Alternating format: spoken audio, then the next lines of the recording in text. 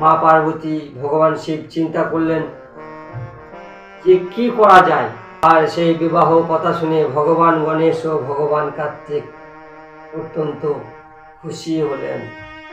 আর দুজনেই বিবাহ করব এ কথা বলে দুজনেই ঝগড়ায় লেগে গেলেন, কারণ দুজনে বিবাদ করতে লাগলেন বিবাহর জন্য। দেখুন,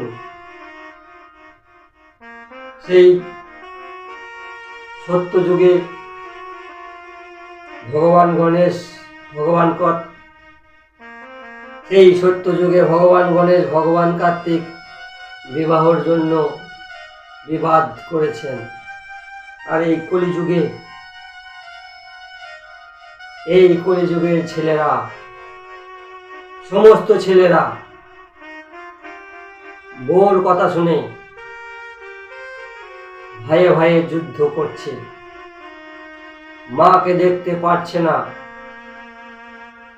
বাবাকে দেখতে পাচ্ছে না, সম্পত্তিকে ভোগ করার জন্য মাকে খুন করে দিচ্ছে, বাবাকে খুন করে দিচ্ছে, ভাই বোনকে খুন করে দিচ্ছে।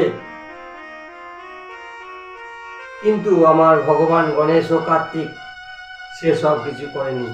শুধুমাত্র বিবাহের জন্য বিবাদ। কি বিবাদ? যে আমি আগে বিবাহ করব। গণেশ বলছে আমি আগে বিবাহ করব, কার্তিক বলছে আমি আগে বিবাহ করব। আর সেই সব বিবাদ নিয়ে দুই ভাই চলে গেলেন মা পার্বতী ও ভগবান শিবের কাছে।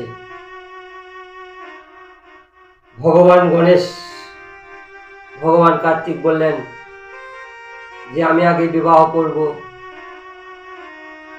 কিন্তু ভগবান শিব ও মা পার্বতী মনে মনে চিন্তা করেছিলেন যে এই দুটি পুত্রের বিবাহ দিব, কিন্তু